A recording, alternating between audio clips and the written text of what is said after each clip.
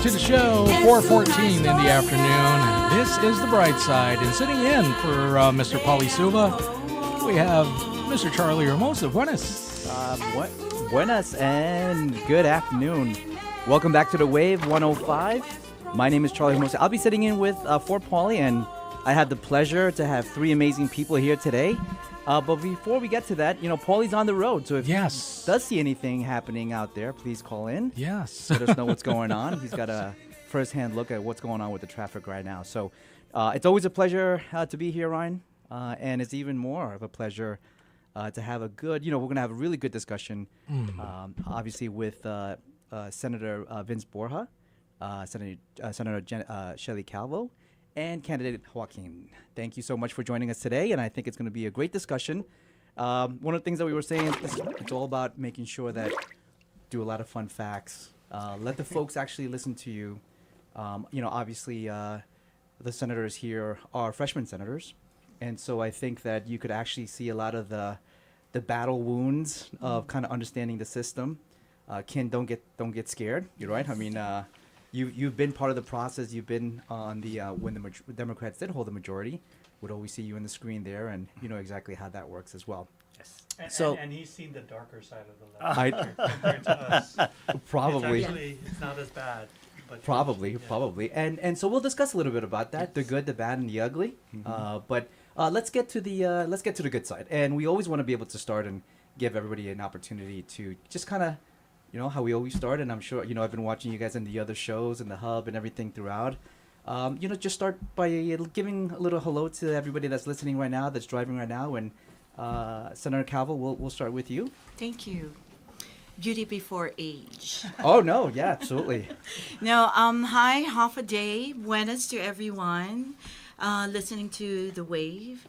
And it's a pleasure to be here. Mabuhay, magandang hapon po sa inyong lahat. And good afternoon. I think I have to cover all that, right? This is Senator Shelley Calvo, and can I just say I'm number 8 in the... Yeah, absolutely. This is your time. All this right, is your time. Perfect.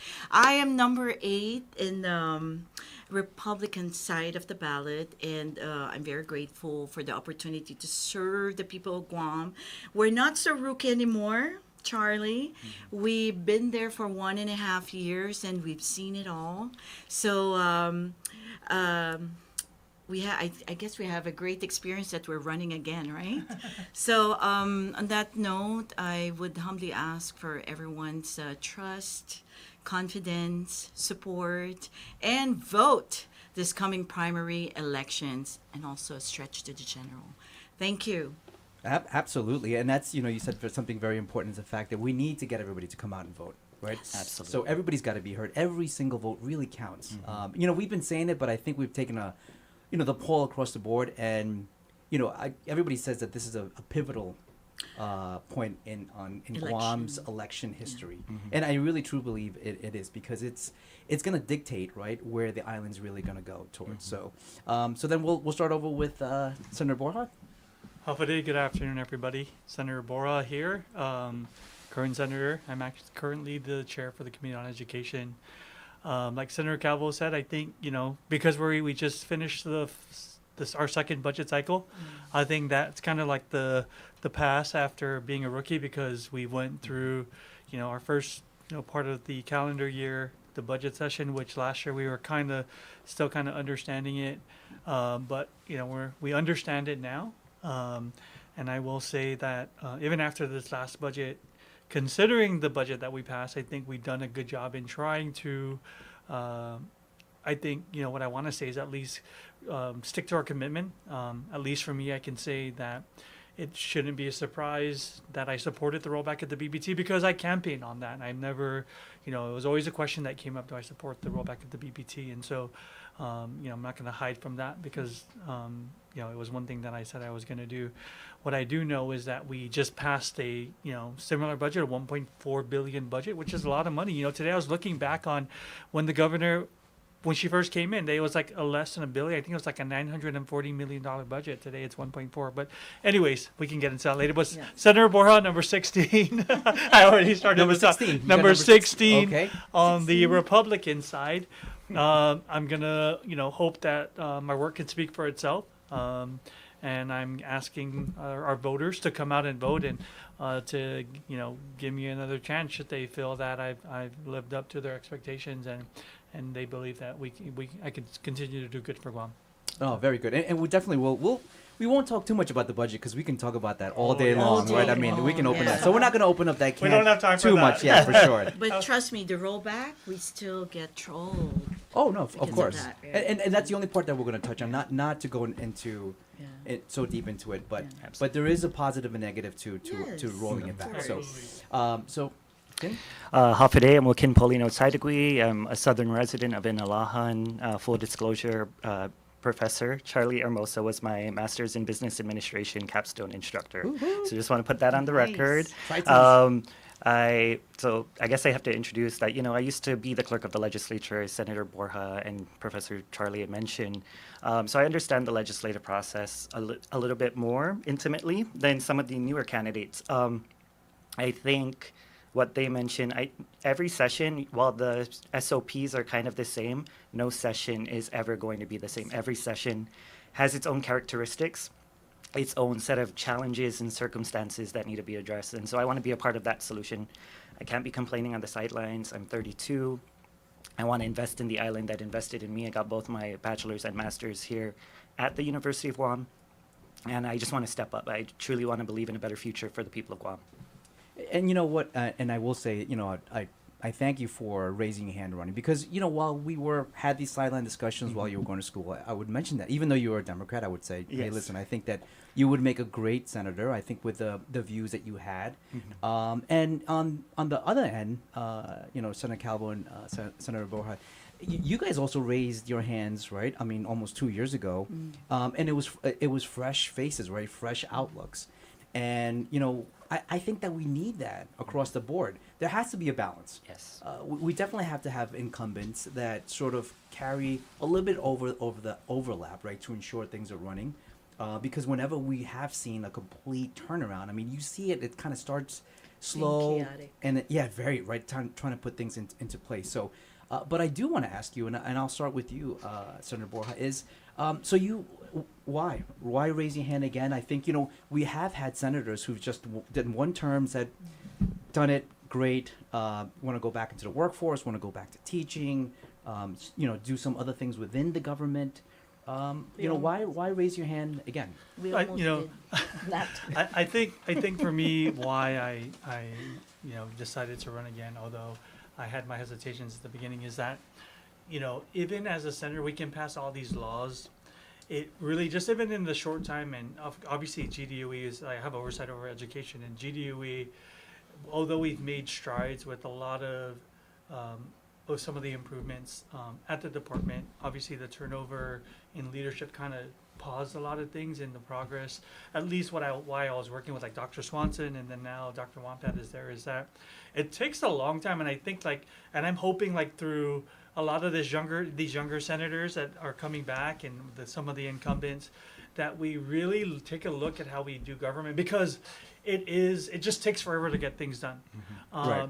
And then of course as legislators, I recognize our role as policymakers and we control the purse of the legislature, but to really get things done at the agency level, it takes a lot of collaboration, and sometimes, or a lot of times, as senators, we can only ask the hard questions and give them advice on what we think can make things better. Obviously, the funding is the biggest thing that we have the responsibility over, but I feel like there's so much more that could be done, even just right now with education, and working closely with the leadership.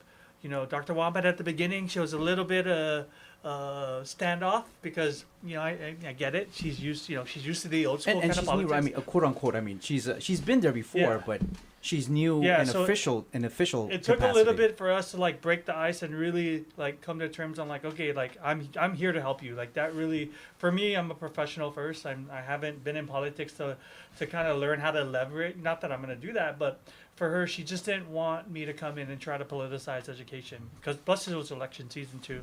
But she's realized after 6 months, 7 months. Like, okay, like he genuinely wants to help. But that's why I want to run. You know, I'm running again. I feel like there's a lot more that we can do.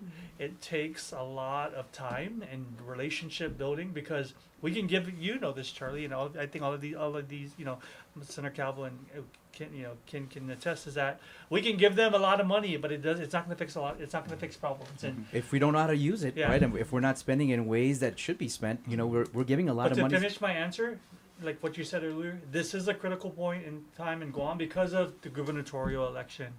I think, you know, Governor Liu had, you know, did some good stuff. COVID, she handled that okay. Nobody, you know, but I think that you know, the direction. I think people want a different direction, and so I want to be a part of that, and we're here to help. And hopefully, a Republican governor, because then, you know, we've seen over the last year or last couple of years with the relationship with the.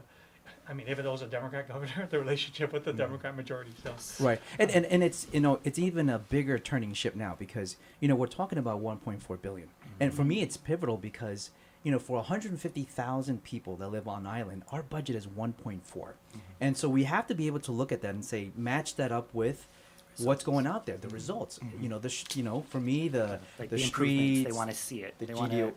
it needs to be tangible for the people Absolutely. of Guam. Right, and that's, and then kind of talking to you, Ken, like, so when you thought about running, right, when you were thinking about running, obviously you were part of the process, right? You know how the sessions worked. You've seen the good, the bad, you know, things and strategies and folks the way they are, and Yes. and I'm sure you were looking at everybody, both Republican and Democrat, and say, okay, this is a trait that I would like to work on and you know, formulate for myself. But when you decided to you know, raise your hand, you know, what was sort of the decision making there? As you mentioned before, we actually always discussed it at UOG after class, after capstone, which we actually looked at GMH and their finances and their management aspect.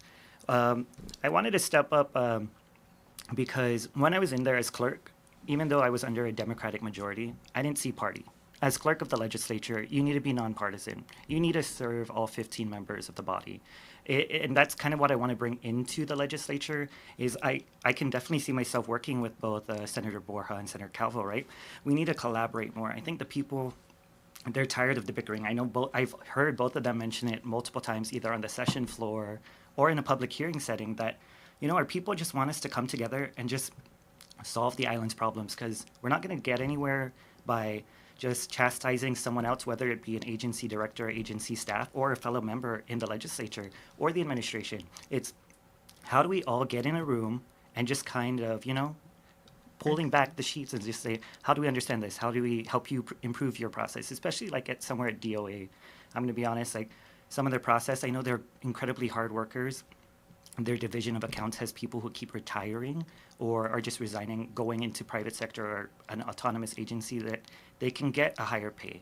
Even GSA, that's why everything's so bottlenecked there, is because the procurement process is so stagnated. It's so outdated. I've spoken with the attorney both.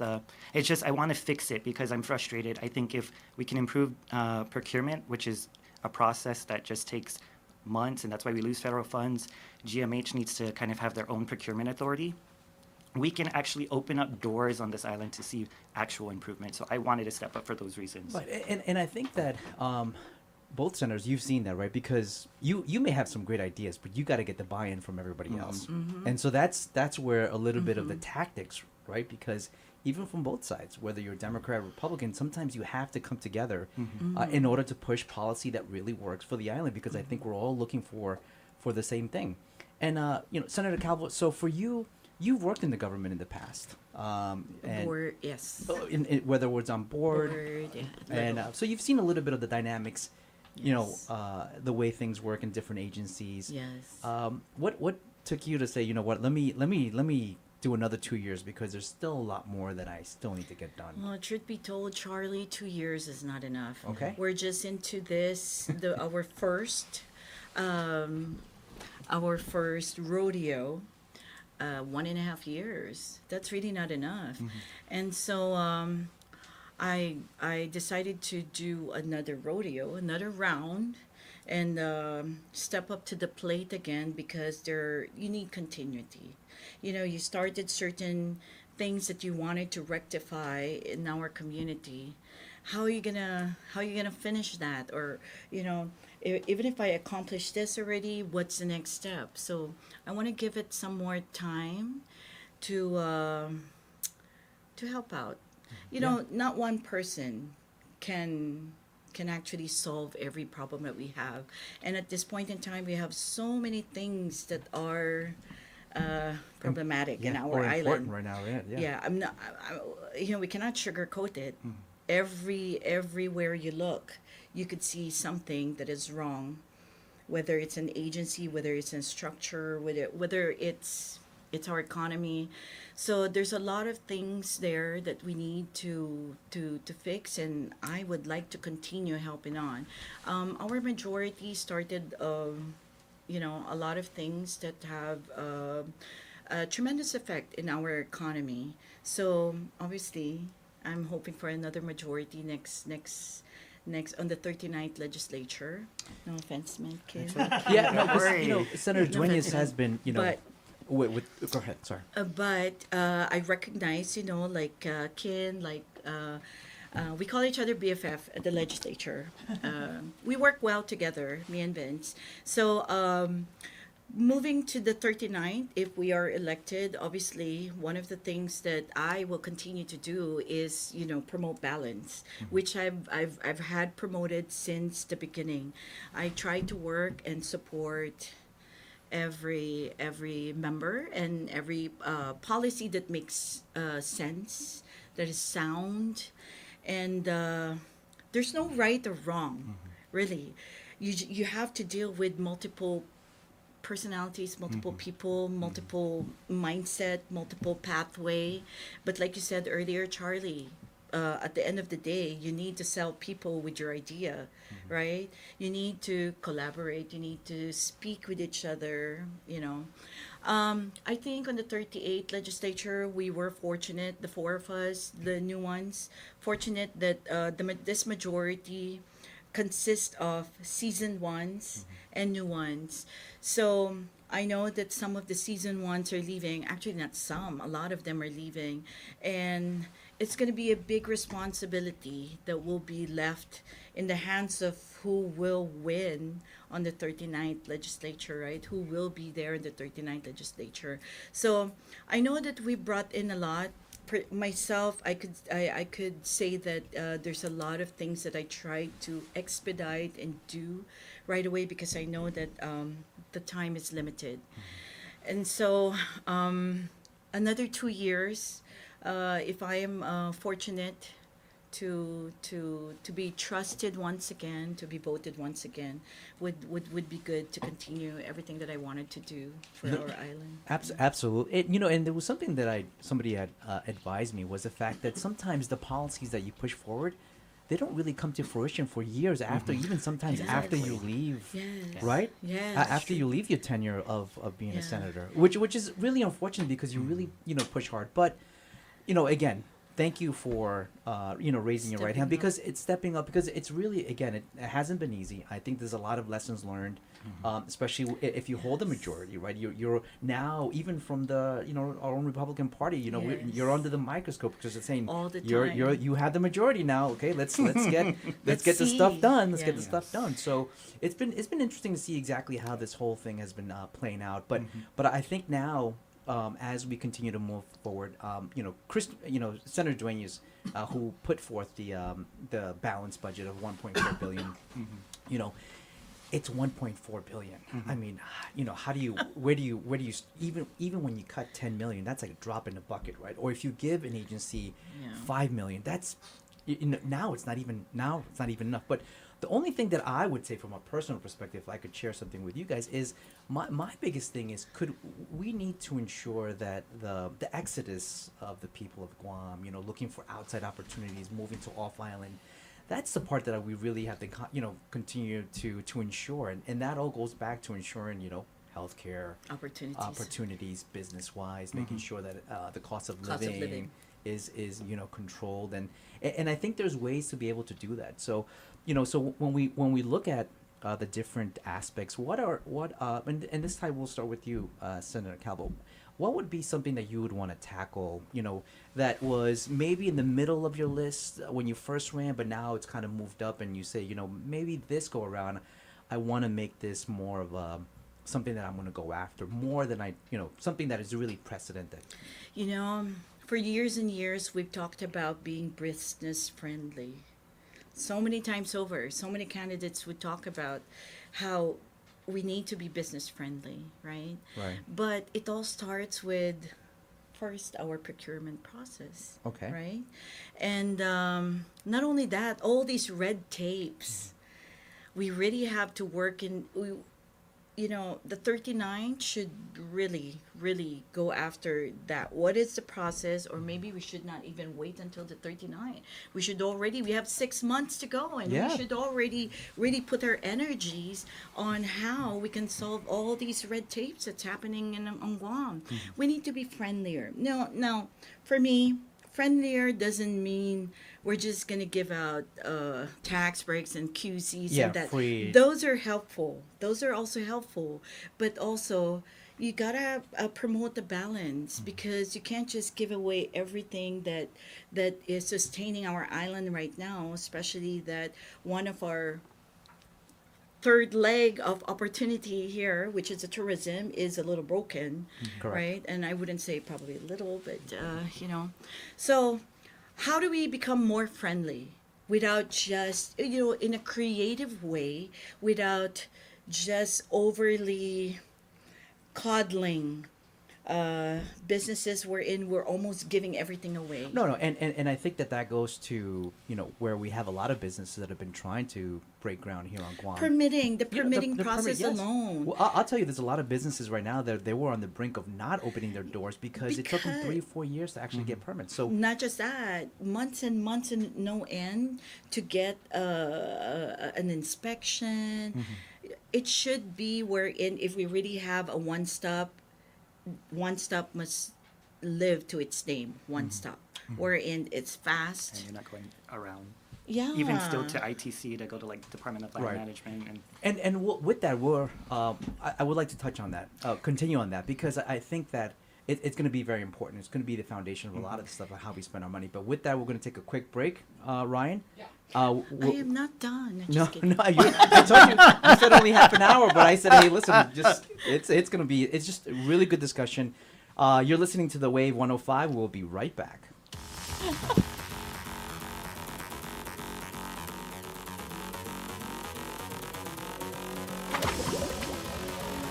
Once again, it's about that time we check in with traffic. Gotta pay the bills, so that's why we're taking a break. Of course, checking out traffic, proudly being brought to you by Guam Auto Spot. Let me see here. If you are currently on Route 8 and you are on, right in front of the Tri-intersection, headed up northbound onto Route 16, you're going to feel some slow-going traffic there on Route 8.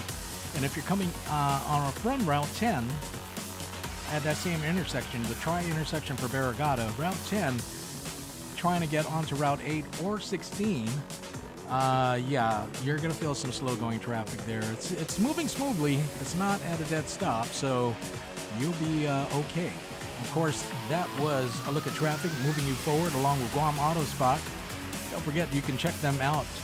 Check out their inventory at GuamAutospot.com. Call them, set up an appointment, a test drive, if you will, at GuamAutospot.com. Give them a call, 478-AUTO. All right, like Charlie said, more of Beyond the Ballot right after the break.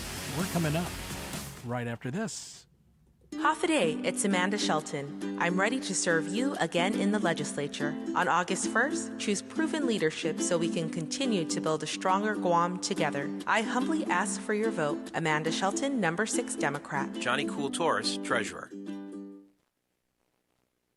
Our critically injured veterans and first responders are left behind every day because of inadequate wheelchairs. That's why Wheelchairs for Warriors is on a mission to serve America's heroes across the nation and provide them with custom-fit wheelchairs tailored to fit their needs to ensure they're rejoining their lives at the highest level of independent mobility and function possible. From lightweight daily use chairs or adaptive sports chairs to all-terrain wheelchairs to get these warriors outdoors. Wheelchairs for Warriors serves those who've served us. To join their mission, visit their website at wheelchairsforwarriors.org. Military officer, law enforcer, policymaker. Service has been the cornerstone of Congressman James Moylan's life. James Moylan swore to protect America as an officer in the United States Army. As a parole officer, James worked with families affected by substance abuse and domestic violence. He was elected to the 35th and 36th Guam legislatures, and now James Moylan represents Guam's needs in our nation's capital as a member of the United States Congress. Congressman Moylan has fought for more than $3 billion for Guam, including almost $1 billion in military construction and roads, and law enforcement and first responder vehicles and equipment. Moylan is also working vigorously on standing up a regional office right here on Guam, a game changer for our 25,000 plus veterans, 40 years and 4 oaths. Dedicated, resilient, trustworthy, and proven. That's James Moylan. Re-elect James Moylan for Congress. Moylan works. I'm James Moylan, a candidate for Congress, and I approve this message. Paid for by road James to Moylan for Adelup Congress. is set. David L. Camacho. This time, we sit down with Democrat candidates Senator Joe San Agustin and former Senator Dwayne San Nicolas. Catch the full conversation that took place on May 8 on the Wave 105 YouTube channel. Stay informed and hear their vision for Guam's future. Wave 105 is a Glimpses of Guam radio station.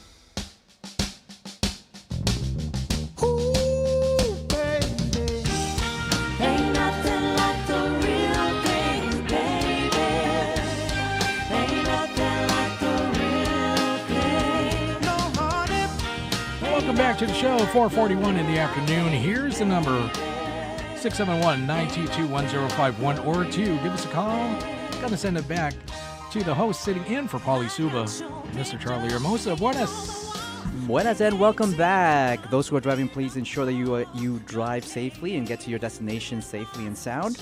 And we're going to continue this amazing discussion. I think that I told you, Senator Calvo, that 30 minutes is not going to be enough. You're going to have fun. We're going to discuss, and I know you have a lot more to discuss, and we're going to continue on that. And so, a little bit of what we were talking about was obviously the procurement process, the spending of the money, and how we're working on that. And I know the red tapes, how do we cut that? How we become a little bit more business friendly? And we use the word friendly in the means of ensuring that efficient, fast, speedy, truly assisting. Especially for the small business operators. So small businesses, what people don't understand, whether you open a large scale business or a small scale business, is the same amount of effort, energy. And most people that would open up small businesses are the ones that's their savings, And with that, so what is something that you're not going to, you mentioned something like, why do we have to wait? You still have a couple more months to go, right? Yes, 6 right? months. 6 months to go. We should probably what would be something that you would want to tackle right now? I think, what I want to share, and hopefully the new candidates hear this, because a lot of times, like us senators, right, we always have like great ideas, like we need to fix this. A lot of times I go and I look at the law, and I'm like, oh, we changed this could fix this problem.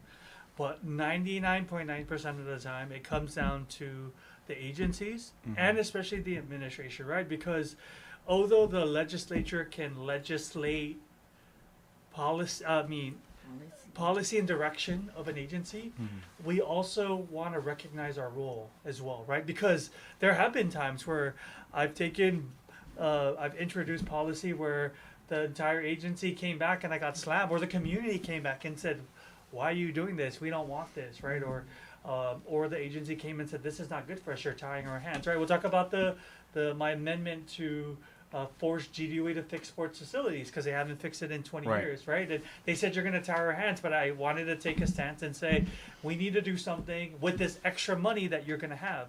But then, of course, they didn't. They needed more money, and they had to pay bills until they needed that money, which is why sports facilities. And so it's tough.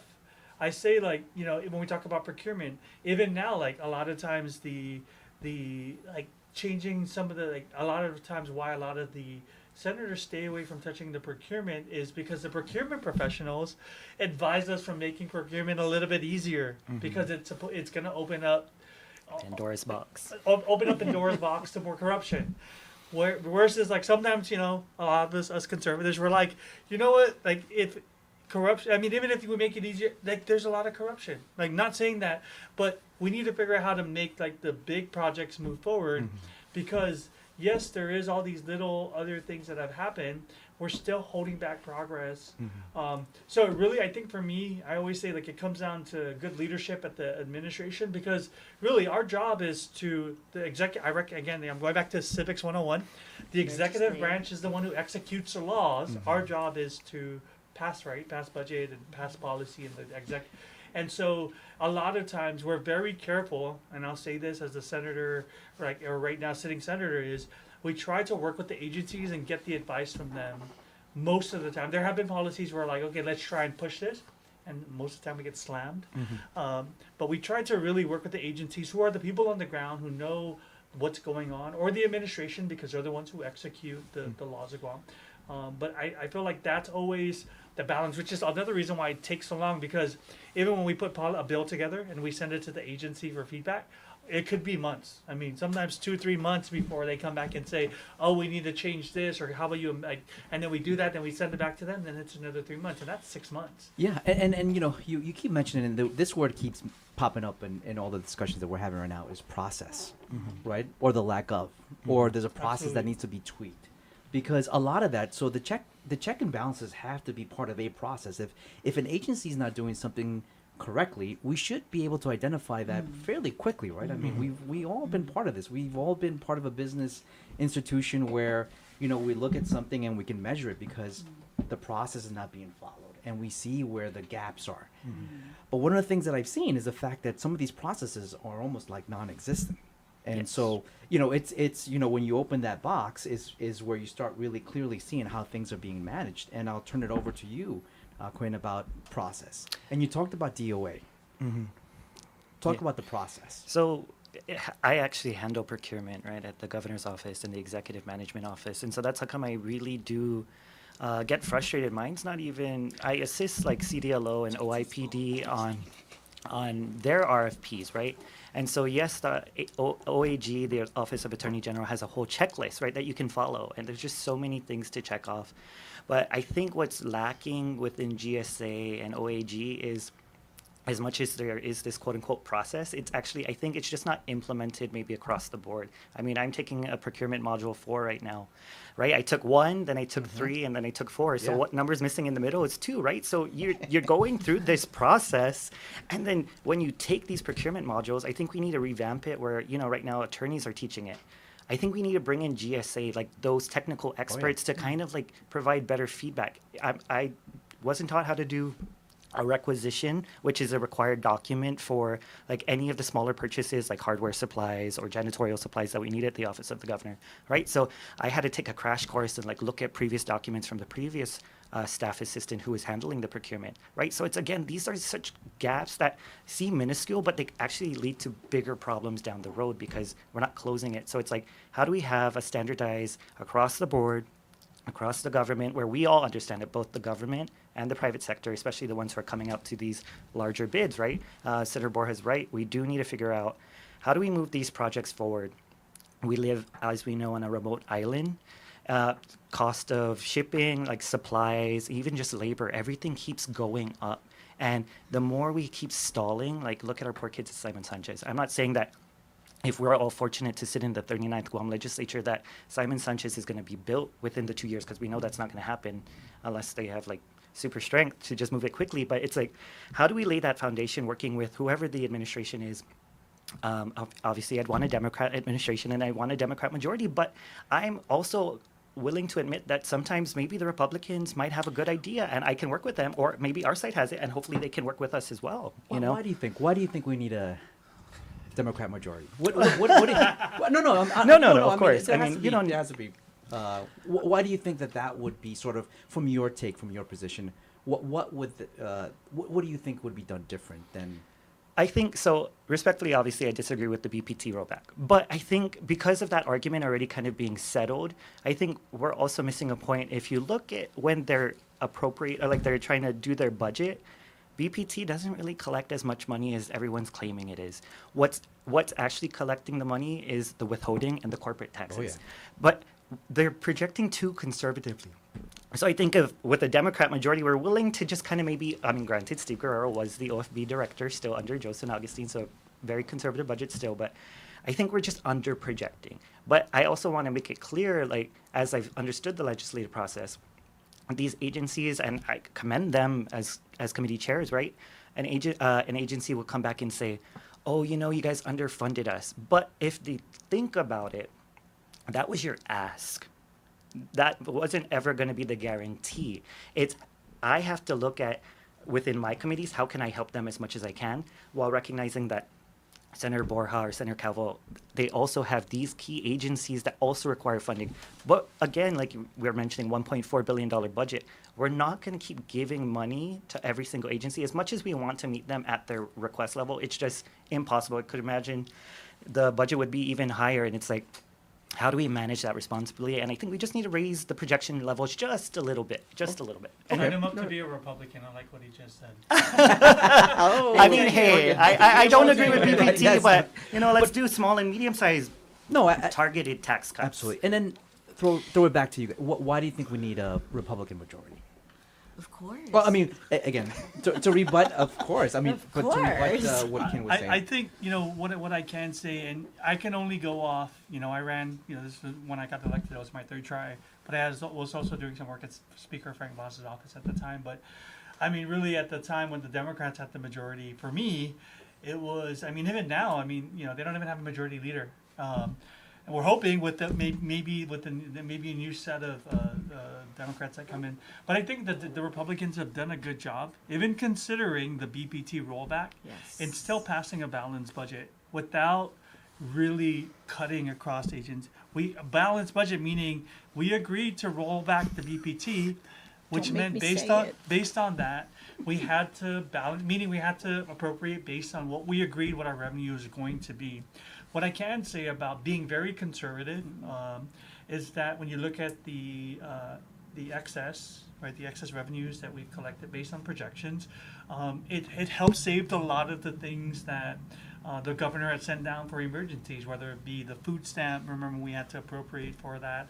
Some of the things that she's asking for at the airport or GVB when they needed help. So I think that if it's one thing that we can, you know, it's not about priding ourselves on, is that I think conservative is good because of all the unknowns, like given the typhoon right now, right? We tapped into the rainy day fund. Right. It could have been more had we weren't conservative with our projections. But I will say that if you do a comparative analysis in regards to the Democrat majority, maybe over the last 3 years to now, you see a more bipartisan working relationship now.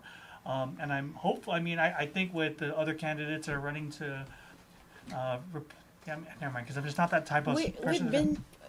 We've been very I think progressive. we've been I think we've been fair. very progressive with a lot of the policies that, come on, 1.5 years at the 38th legislature, I think. And I think we did have a lot of newer, me, Sean, and Sabrina, who have taken on the big three, right? We're all new senators, so I think our approach were all... Yes, but I have a dozen committees. We took a different approach, and I will say, like, despite some of the other things, some of the shortage or at least the claims, we've done good things at the hospital. I mean, even right now with GDOE, we've given them the most money in historically.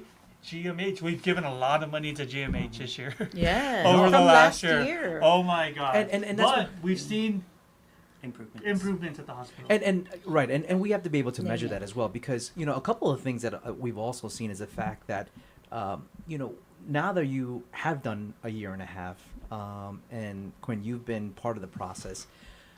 Why is it so hard to get seeing progress happen? It just seems like it takes a lot of bandwidth to be able to push things forward. I mean, because you may all agree on certain bills, and everything's, but then it kind of stalls. It doesn't get implemented or gets executed, and because I think we all know exactly what our issues, right? I mean, we know what our problems are right now. It's priorities. You have. I'm just gonna speak on with legislature alone. 15 people, 15 mindset, 15 personalities, 15 priorities. So each one will push for whatever they care for and believe, you know? Right. And then at the end of the day, we just come together and try to support each other. So at the end, I think we've been very good at compromising. The 38, right? But, we have but the other thing too, compromised. and she could probably agree because we're the freshman senators, we kind of just followed along. And I have Not- a dozen. Not meaning, some people think Committees. we just do what the other senators say. That's not true. We always understood what we stood behind, Yeah. and we owned it. And so, to be fair, nobody told us how to vote. But she's right that we had to. It really You comes would see down my to voting It pattern. really comes down to understanding or being able to work. Sometimes you have to compromise and support something that maybe you're not 100% on board. But in order to get help with other things that are important to me, you have to be able to compromise. You're not like Senator Calvo always says this. You're never ever going to pass a perfect bill, and a lot of times we may jump on to support a bill that may not be perfect. But one thing we don't like in the legislature is when you start to complain and tell us our idea is dumb or it's bad that's true. with We need no to stop proposed solution. Correct, yeah. Because on 99.9% of the time, I say 99%, not 99.9. 99% of the time, we're really trying. We're all trying to do good, and we're trying to help somebody or help the people, right? Where when anything, even if though it's been accused of special interest, although we've been accused of helping a specific business or a specific group of people, I can confidently say, and I think Senator Calvo could say, is that we were at least confident that that measure was going to at least benefit the people of Guam. Many people. In some way. Many In some people. way. Yeah. And so. But again, it comes down to compromise. We didn't like everything that I didn't like everything I supported, but I knew that I had to. It just comes down to teamwork. You cannot always. You my way can't. or Yeah. the You highway. just. Yeah. You You know, can't be. and going back to like Senator Calvo said about the personalities, right? Yes, there's 15, so it's like basic math in a legislature of 15, you need to get to 8, right? So it's like, I'm going to be one vote. How do I convince 7 other of my colleagues? And I really like what both of them are saying, because I have seen it more often that they are willing to work together across the aisle to try and just move things forward. And that's really what I also want to try and be a part of, because I was part of the last term where things were really, very heated, and it's just like we're not solving anything. We're not. I think Right. you want to be Republican. No, respectfully, no. Just my family's kidding, just Democrat. kidding. I'm still gonna But always so just work together. we with are. everyone. Just kidding. So we're coming up to the top of it. Does anybody want to stick around for another half hour, or I can give you some closing time before we hit the top of the hour? So. I'm good to close. Okay. Okay. Or you still want to? No, Yeah, no, are they, okay, we can close. you know me. I will See, we're support all you gonna agree. guys. Look, we're already agreeing. Okay. I you're will welcome. support you guys if You're there's gonna still close? topics So if that it- you want to discuss. I mean, if it's up to you, but if you do want to close, we'll just go from right to left. and we can always come Yeah, back. I'll always come Charlie. back. Can give you the last 30 seconds. So, Sizos Masi, for everyone who tuned in and just gave us the opportunity to be heard. My name is Joaquin Paulino Taidegui. I'm number 17 on the Democratic side of the ballot, and I humbly ask for your vote of confidence in this upcoming primary election, Saturday, August 1st, from 7 a.m. to 8 p.m. Thank you so much. August 1st, it's Saturday. Let's do this. Thank Senator you. Calvo? Half a day again, and thank you to everyone who is listening. Thank you, Charlie, for conducting this very This is great. I interesting. love this. Yeah, and of course, thank you for the invitation. And my name is Senator Shelley Calvo, and I would humbly ask for your support, your vote, your confidence once again, and your trust this coming primary elections. My number is 8. Ocho, walo, right there, smack in the middle, and on the Republican side of the ballot. Again, it's number 8, Shelley Calvo, Republican. Thank you so much for this opportunity, and I look forward to seeing everybody in the primaries. Great. Thank you. August 1st. Senator Borja? Halfady, thank you, Charlie, for having us to wave. Thanks for those tuning in.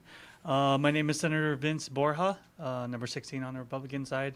My ask is very simple. I'm going to hope that I think that myself and my colleagues have done well to try, to make things better for the people of Guam. I know that, there's a lot more to do, and I'm asking for your continued trust and support this Saturday for the Republicans voting on the Republican side. Vince Borja, number 16. Thank you, Charlie. Yeah, absolutely. And there you have it, real talk. And that's the way we want it. Very candid discussions on everything, the inside, the good, the bad, and the ugly. And with that, we're going to take a quick break. We still have another hour of the Wave 105, and we'll be right back.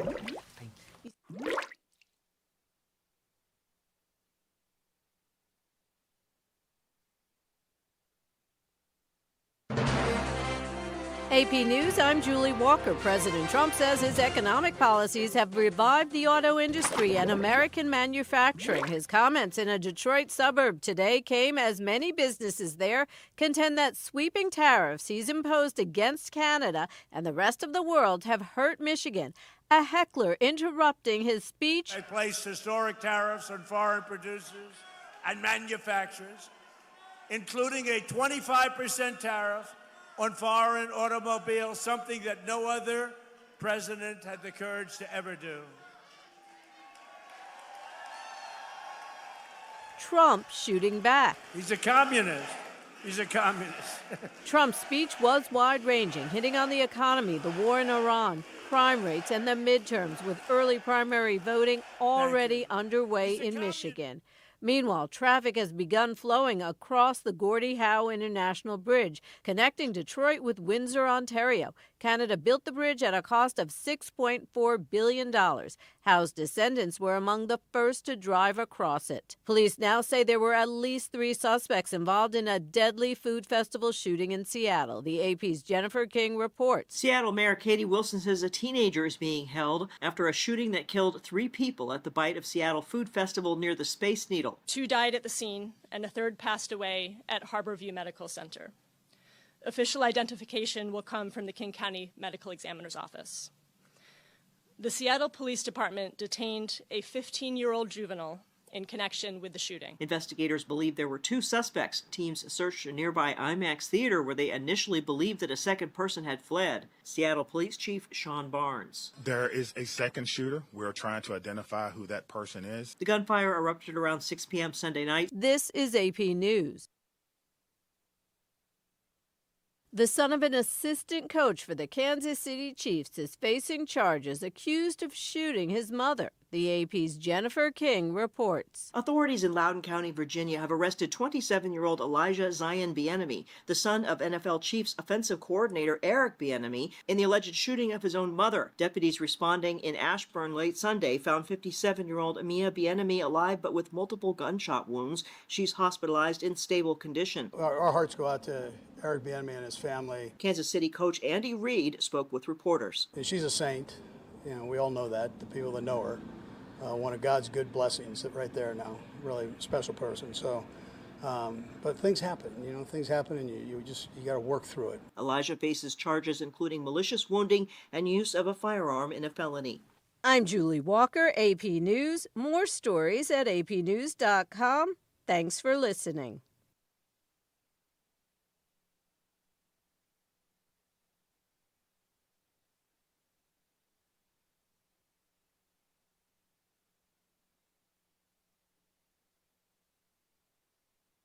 KGUM FM, Dedido.